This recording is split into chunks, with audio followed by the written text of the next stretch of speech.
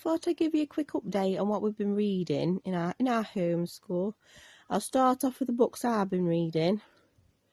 I got this off a free shelf at the community centre in the next village when me and my oldest did a tabletop sale, because we got there early and it hadn't really, we got the stall set up and there was ages till it opened. I thought, I'll try this. And I read like 2 pages, but I didn't have my glasses on me, you see. And then we went on holiday and I just packed it in case. And we had 2 nice days on holiday, and then we all got a sick bug. So there was lots of sitting around on holiday with sick kids. So I ended up reading the whole book. And I really enjoyed it. I don't know if it's Ragged Rose or Ragged Rose, but the main character, Rose, she's very practical and capable without being annoying. And my favourite character in it was Aunt Polly, who liked a brandy or two, who was a retired music hall star but now run a home for unmarried mothers. And I just really enjoyed it. And it reminded me how much I love reading. I've got to, because I haven't read a lot in the last year because of health problems and time and stuff. So I thought I've got to make more time to read. But yeah, I really enjoyed that. And it was free, which is always a bonus. I bought this at a second-hand stall in Derby on Pancake Day, but Paul O'Grady died, didn't he? He died 2 weeks ago, and so I thought it's got to be done. So I read it, and I really enjoyed this one and all. The ending's really sad, though. It ends when his mother dies. It was just really sad. My mum gave me this. I've just started it, but I'm like, where am I? I'm like there. Yeah, I know, I hate it when people do that, but I couldn't find a bookmark.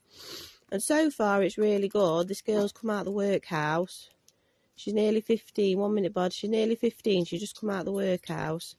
And she's gone to work at this farm.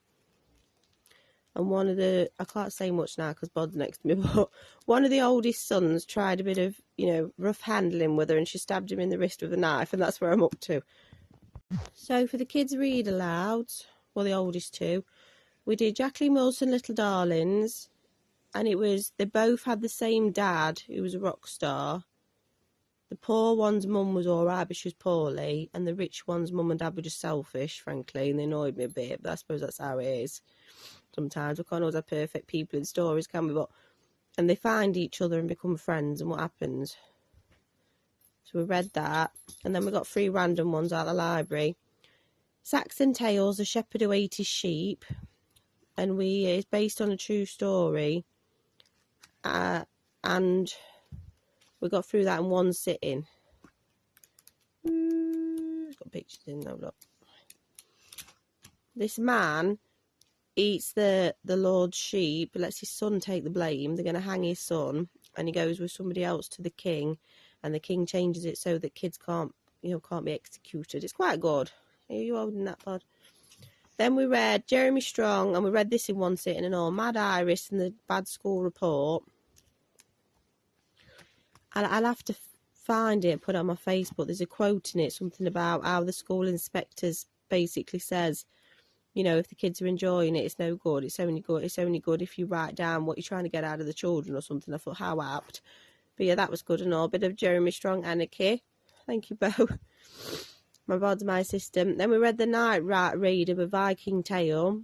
There's this girl, Astrid, and her father's slave, Finn, who's a kid, and they go off on the hunt of this werewolf that they think's nicking the livestock from the farm, and what happens. That was quite good as well. Had a bit of a twist at the end. Thank you, Bo, my assistant. And we've just started My Sister Jodie. We're only like 2 chapters in, so I'll just read. Let me open it, darling. Oh, we're 3 chapters in, so I'll just read you the blurb, so you know what it's about. I can't see a damn thing. I hate that, especially now I need glasses. Why don't they just put black writing on white?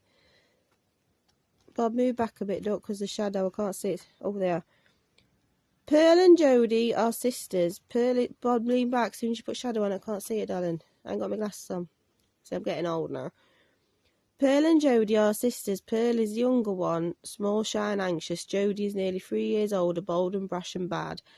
And Pearl adores her. When their parents get new jobs at Melchester College, a Victorian Gothic mansion, the girls spend a bizarre summer holiday in the boarding school with just a few leftover children for company. Things start to change now. They are in their new home. Jodie has always been the leader, but now it's Pearl who's making new friends. Tall, eccentric Harley and Mrs. Wilberforce, the wife of the head, with her library of wonderful books. Jodie just seems to be getting into more and more trouble, arguing with Mum, scaring the little children and flirting with the young gardener. Oh, I'll take it. Thank you, Bobo. So that's what we've been reading. Here's my glamorous assistant.